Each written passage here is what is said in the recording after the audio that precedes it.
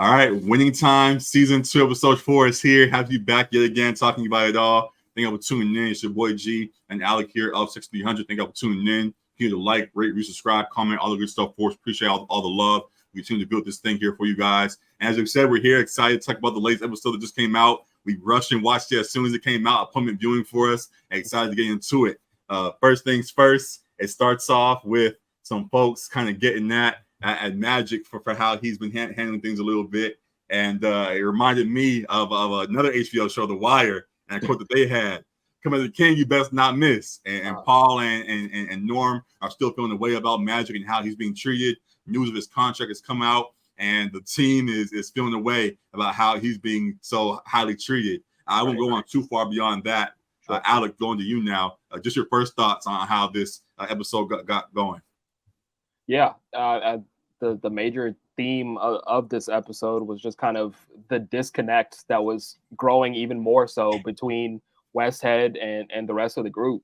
Correct. And we saw that boil over in tensions rising in several scenes that we'll get into in more detail. But it kind of like answered some of my previous questions in our earlier episodes, just as far as like him not being the right guy or like feeling kind of bad that he got undercut and how things played out. Like it kind of explained like in more depth as to why there was a real like butting of heads and a disconnect there.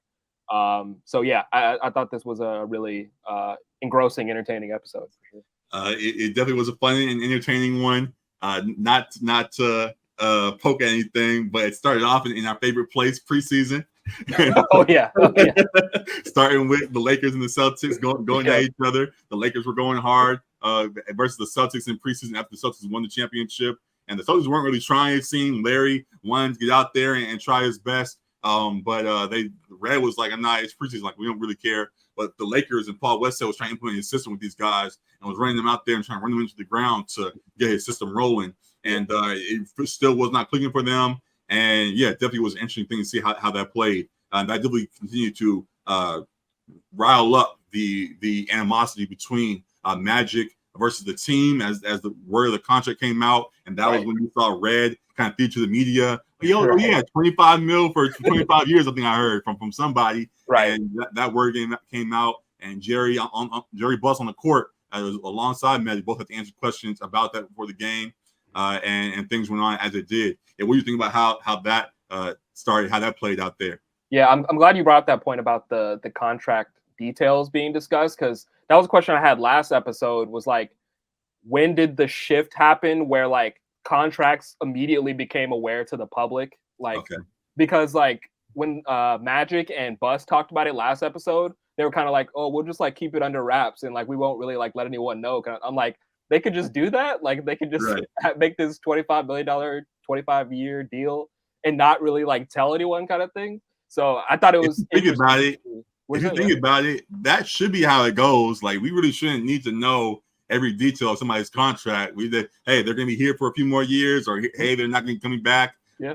The public really shouldn't get to know all of that. But that's saying it from a casual fan, I guess. There are the diehard stands and all that do dissect everything, and I guess want to know. But hearing that, I'm like, I kind of get why you don't want to. Well, for one, that's a grand extent. It's 25 years, 25 mil. Yeah. Just in general, like even I think Coop mentioned his deal that he signed talking with Magic, like that was pretty quiet scene as well. And I'm like, yeah, I can get why you kind of just want to just sign that line and go about your business without the whole world having to dissect what the numbers are. So I get it. I agree with you. It might honestly be better if things were still that way. I was just wondering like when that shift happened to where we get Woj and Shams immediately when the deal is agreed to verbally. Every dollar, decimal, every incentive is bonuses, bonuses, all of that. So yeah, it's crazy how things have evolved. But seeing a point where it may have started, definitely was crazy to see. And that was definitely a fun time there. Also with that during the preseason, I couldn't find a clip of him just yet. Episode just dropped, so I don't have clips of everybody just yet. But Kurt Rambis got some more playing, a quick appearance in there. No playing time, yeah. No playing time. He was there like, yo, you gonna play me or what are we doing? So, but seeing the foundation of other guys that were at least getting into the building. Kupchak now in the building, as they discussed last episode, him being there and him replacing the other white boy in the building on the poster there. Definitely was a funny moment. And on that side of the basketball side, which we talked about in short last episode, just they don't dissect it too much anymore. I was glad to see those pieces starting to fall in line. So definitely good stuff there. Yeah. Still on the point of like the contract and details and that kind of thing, like I wonder how much that affects guys in this era in the locker room, like because everyone is getting like at least a couple million for the most part in the NBA, but you still have the discrepancy of like the last guy is maybe making 2 or one guy is making 50.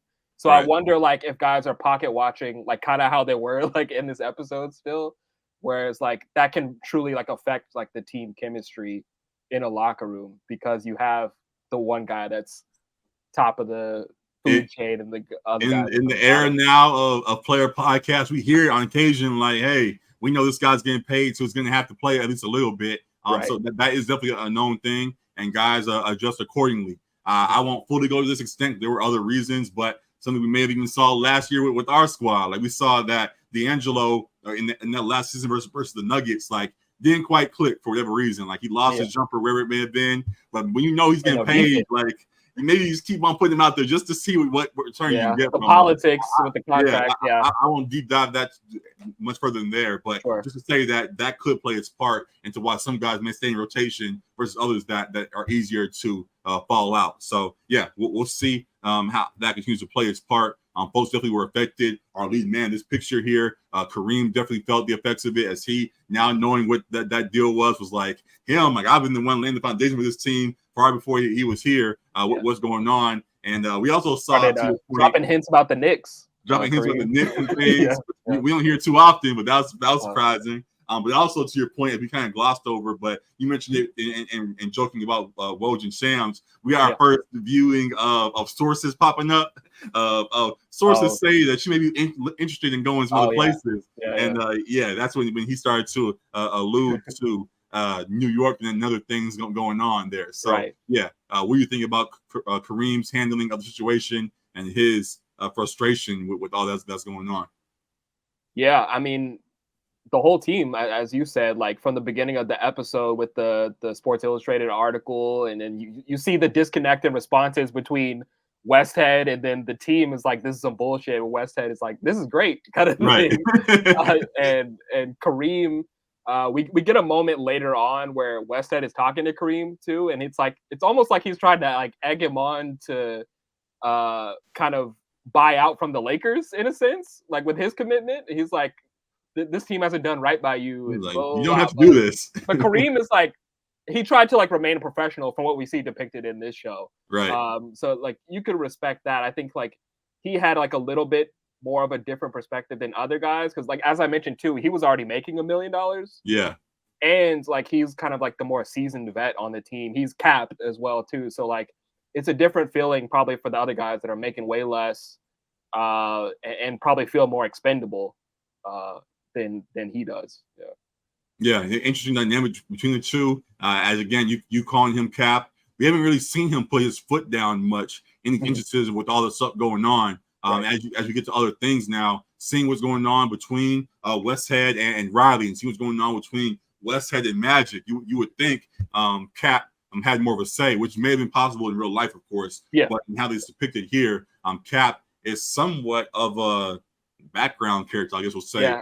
He kind of said he kind of took Magic's advice a little bit, where he was like trying to show less ego, and then he was like, maybe you should take your own advice, Magic, kind of thing. So he kind of took a vocal step back, I guess. Yeah, so interesting to see how that plays. But going on to the mess of this episode with how Paul has really gotten ahead of himself. He's really feeling himself. Like he one man wrecking crew now. He's moving around like he Pac or something. Like he's just untouchable. Like it was rough. He has taken that first moment we saw. I think it was last episode where he finally put his foot down and has put the foot fully on the pedal, and it has taken full control, or is trying his best to take full control of the situation. It almost feels like, as you kind of alluded to, that he knows the ship is sinking in a way, but he's just trying his best just to. Like you said, he's gonna do it his way. Yeah, if he's gonna go down, he's gonna go down swinging, go down his way, and he's very much so doing that. And the team is feeling the effects of that. We think about how Paul has become who he is in this episode. Yeah, I had written down like the quote unquote power, because I don't even really feel like he kept saying he's empowered and he's been given the authority by Bus. Like it was a false sense of power that he's had. Been saying he's empowered. He's been saying it's my team. I won the ring. Right. Like it's all like very. He very much is claiming his position now. To or trying to. Or trying to a degree far more than he needs to. So wow. It feel like it definitely went to his head, and like you said, like he even admitted to Riley, he's like, I don't care, when he's talking about like we're losing games, like I don't care, like we're gonna go out. Basically, I'm gonna go out on my sword if I'm going out, kind of thing. And yeah, it was rough. He was like a one-man wrecking crew in this episode, kind of getting into it with everybody. I thought that moment between him and Dr. Bus, when Bill and Jerry West were also there at Bus's house, and he's talking about how like it's my team, and Bus is like, I think you mean my team. Like I'm the owner here. Like I'm the king here. Like, he said no, Paul. I'm the king. Right? That's what he said. I don't know if you caught like Jerry West's face when the camera panned to him, but he was like, "Oh shit!" Like, like this is not gonna end well, probably for Westhead. Correct. Kind of challenging the throne there. So yeah, I think the power. The false sense of power that he had definitely went to his head. Yeah, speaking of the thrones, you just alluded to, he very much feels like Jon Snow in that battle. The signature like HBO references. He's very much on an island of his own during this battle here, and it's wild to see. He continues just to go at this whole squad, and the team now is noticing it as well. Like we start to see that the team is like, we're doing the system, but it's not really. It's working oddly, but it's not working. Like we're winning games, but not happy. In a way, they're losing games that they're winning, if that makes sense. And it really is starting to weigh on everybody. What do you think about how this team is, I guess, failing to embrace the system that he tried to implement there? It kind of made me think about like in present day, like kind of the over reliance on analytics, and numbers at times, and like not using like the eye test that it gets joked about sometimes, but like the actual feel for the game. Like Magic was very much more like a feeling like the game environment, like he said, like feeling who's hot, who needs a shot, who has the mismatch.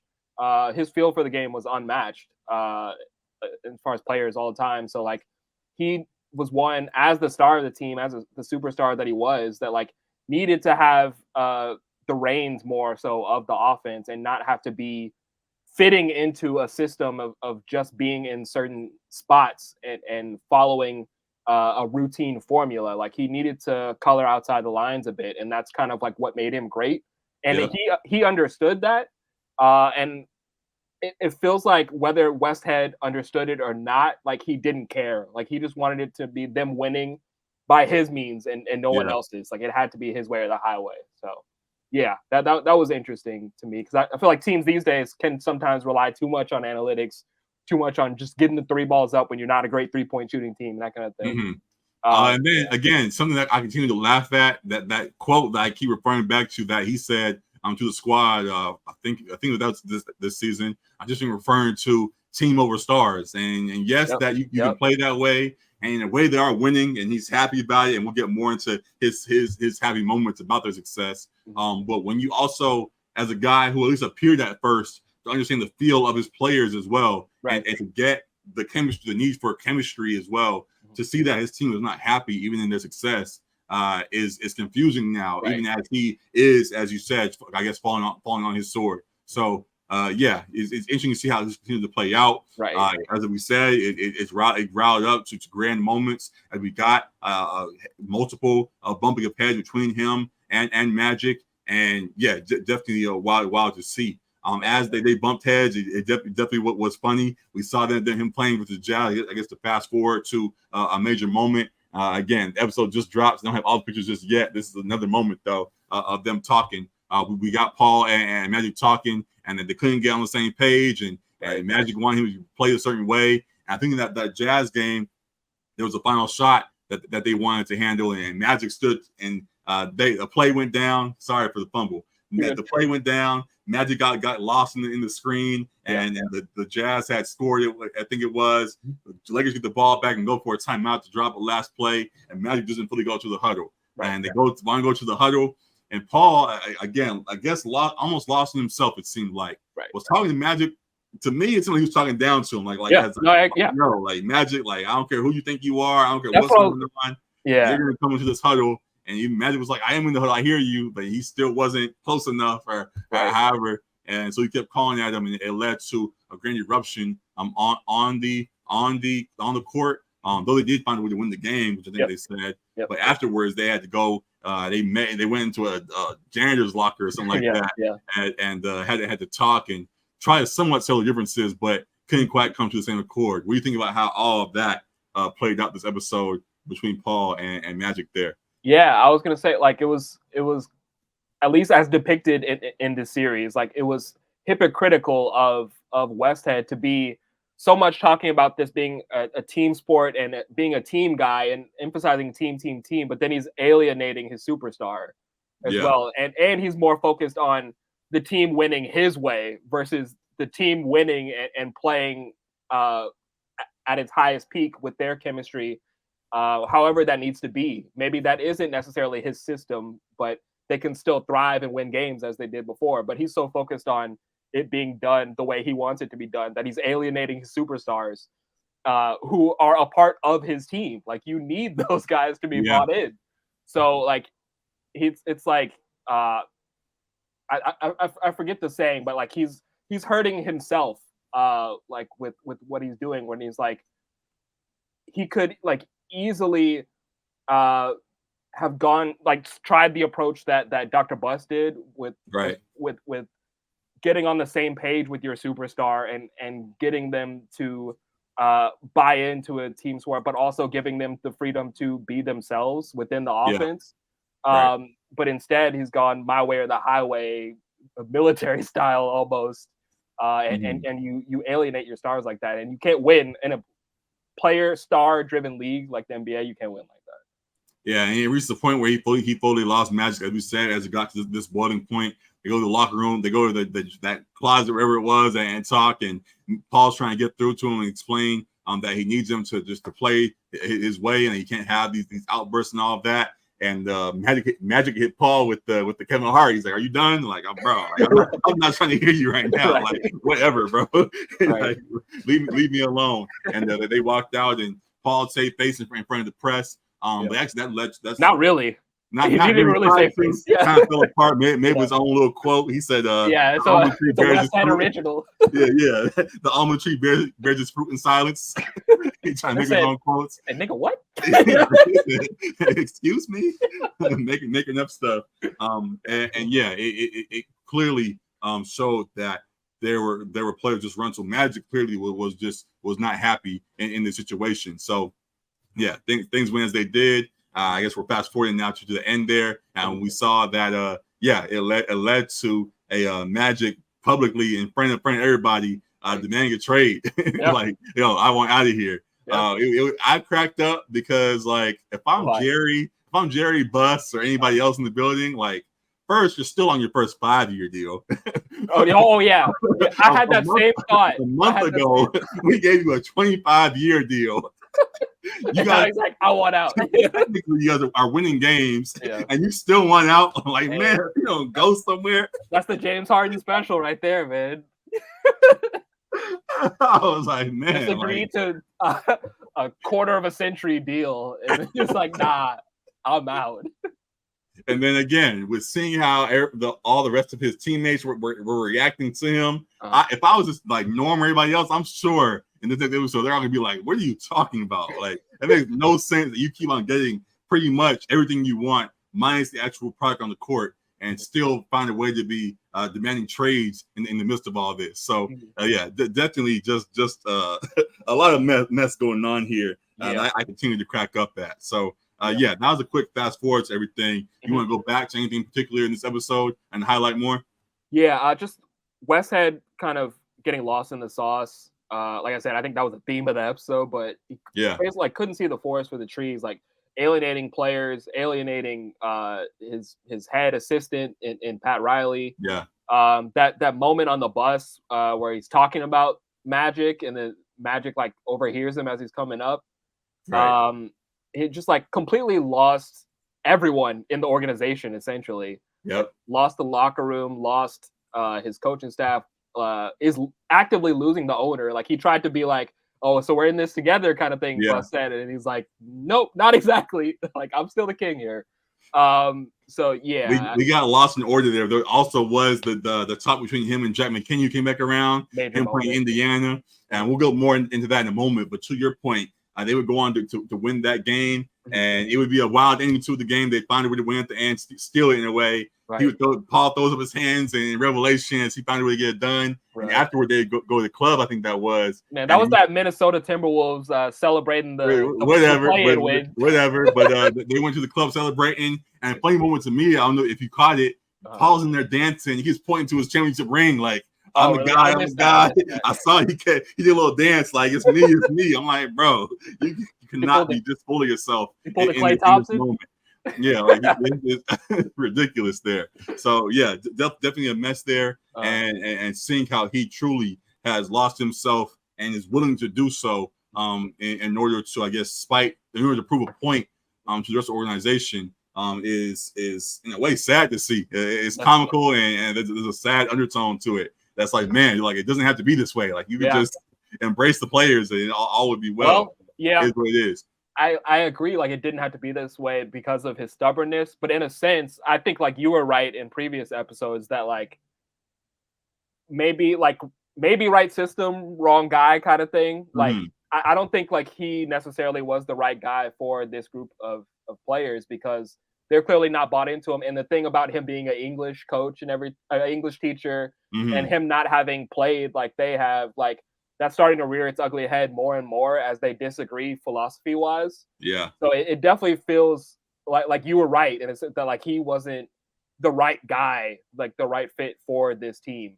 While they had their success previously, the team wasn't bought into him and chemistry wise, it just wasn't going to work. And that's ultimately what led Magic to request the trade. Like he's like, I'm not going to play for this guy anymore. It's not that he doesn't like the Lakers or his teammates or the ownership. It's mainly about Westhead. So yeah.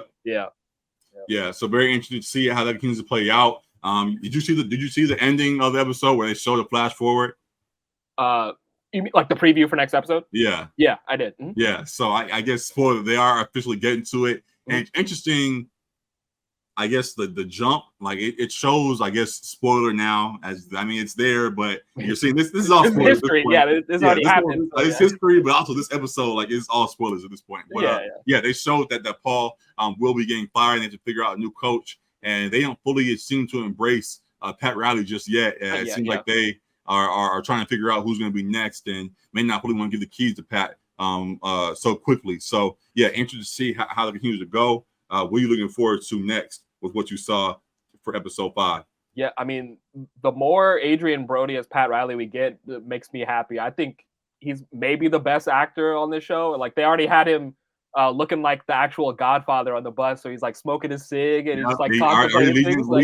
He's getting there. Getting there. So I'm looking forward to Pat Riley taking over as head coach for sure, and seeing some of that. Like he already, as shown in the show, already had like the connect with Magic. There was a moment we didn't talk about briefly that he kind of steps to Magic and tries to get him to buy in, even though he knows that it's not really working with Westhead. Right. He still tries to like help Westhead coaching wise and like get Magic to buy in. Good point in that. Also, even in that, he was trying to like allude to like, hey, we all don't agree with this, but it's what it is. He was trying to like say that, and Magic wasn't catching it. Like, he was trying to be like, "Yo, like, can you just do this for right now?" Because it's like I'm with you, but like, he's like, "Bro, I'm here with you, but I just got to do this." And Magic wasn't trying to hear none of it. He couldn't catch none of the undertones or anything, and it just was what it was. So, hopefully now, as we do know that they will mesh properly.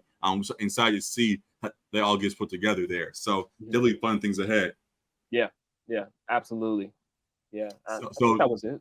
yeah, so excited for that. Hopefully we continue to fast forward with this show and seeing Pat get the lead. As we said, this isn't fully one-to-one mirrored to real life, but if we can get some replicas, I hope we get this one shot, this infamous shot of Pat in the huddle there with Kareem and Magic doing their thing. That definitely would be dope. And yeah, just looking forward to that all that's on the way. Yeah, anything else with this that you want to address real quick? Oh, that one moment that I just really laughed at was like I think you brought it up when McKinney and Westhead went to lunch. Yep. And he straight up tells it to his face, like, "I'm gonna expose your ass in Yeah. this game." Like, I just thought that was hilarious. That like, because it was kind of hard to gauge like what the relationship was at this point. Like, I thought they were friends, kind of, but So then he's yeah, like, I want to kill you," and like right. he's like kind of complimenting him backhandedly, like, "Oh, What like is it? you're fitting in LA, like you got the Hollywood thing down. I couldn't do that." But I also like I'm gonna expose your ass tonight and and in the next matchup too. Yep. So that was just a funny moment to me that it was just straight up, straight to the point in your face, like, nah, I'm gonna get your ass. All right. The last thing that cracked me up, Okay. Virginia. Oh, I'm telling you, they keep playing this man Virgil. Honestly, like, why are they stringing this storyline along, man? Like, we know what happens. Like, yeah, this is one storyline that's kind of like whatever for me. But, yeah, they're throwing that in, I guess, because it's Magic and then him being the centerpiece. They want to show all angles of what he has going on. But this part, it's almost getting annoying. It's like, bro, we know you're not going to get together. Right. Why are you playing so hard to get after all this time? He's making millions now. Like, would you just go to LA? Like, you ain't doing nothing in Michigan. It don't seem like they don't show that side of her like doing something like she has to be there for a reason. She's just playing hardball just to play hardball. It's like, bro, leave Virgil alone because you're just wasting his time. Whoever Virgil is at home watching this gotta be pissed, man. He's like, oh yeah, he's like, they just throwing dirt on my name in the show, man. That's how they felt about me. Oh, great. Yeah, man, not good. But yeah, I definitely cracked up at that, and yeah, excited to see. Hopefully, they fast forward in that storyline to them finally getting together fully, and so we can get to the fun stuff that's next with Magic still on the way. So yeah, looking forward to all of that. I guess also we'll end quickly with a note about Genie. Genie, there's another storyline that also doesn't fully click with me, like the whole Genie versus Honey kind of thing that's quietly going on, where Genie, it's more so about Jerry Butts, her dad, obviously, and just about her. Jerry is now finding another woman. I've read some things that say Honey's not an actual person; it's more so an embodiment of just some multiple. Yeah, he just continued to do So in this, it shows that he would go on to he wants to marry Honey, and Genie just doesn't. She's at this point, she's almost waving the white flag, but she's just annoyed with her father for moving that way. So definitely interesting stuff. Do you want to see what more do you want to see? I guess from that storyline. That's a good point too about that storyline being like of lesser interest too, because I didn't even write any notes about that. I think they maybe went a little the wrong direction, but it's just not connecting as much as I think the part that's more interesting with Genie and Jerry is like when it's more Game of Thrones-esque about like him kind of wanting one of the brothers to step up, but she's the one with the real ambition and business sense. So like that part is still interesting when they have that, but this episode was more so about, like you said, like her versus Honey kind of thing. Like Genie didn't have like as much to work with in this episode. I'm interested more so of the power struggle and her getting like more of a say so like in the business of the Lakers, and that kind of thing. So she appeared as somewhat of a visionary early on. She had the whole plans for the forum, and I turned that into Showtime. And we've seen them go away from Showtime quite a bit. So I guess to both of the pictures we have here, Jerry and Genie, seeing though they are winning games now again, they've lost some of the essence that made them who they are. So I'd like to see how they get back to becoming Showtime again, or if it seems like for the moment Jerry's consent, as long as they're getting wins right now. So yeah, just seeing how they get back to Showtime as we knew it to be. Seeing what more Genie has envisioned for the Lakers and the forum and all that that's going on there. Definitely want to get more into that chess match. We'll I'll forever joke about her trading her brother's girlfriend. That was a great moment. Nah, that's any cold, more of that, that's and so any cold. more, and any more of that, I'll be tuned into for sure. But that's it for now. Excited for all that's on the way. Again, as we mentioned, I guess Jeff Perlman in a way put a call to action, like just to continue want fans to tune into this show.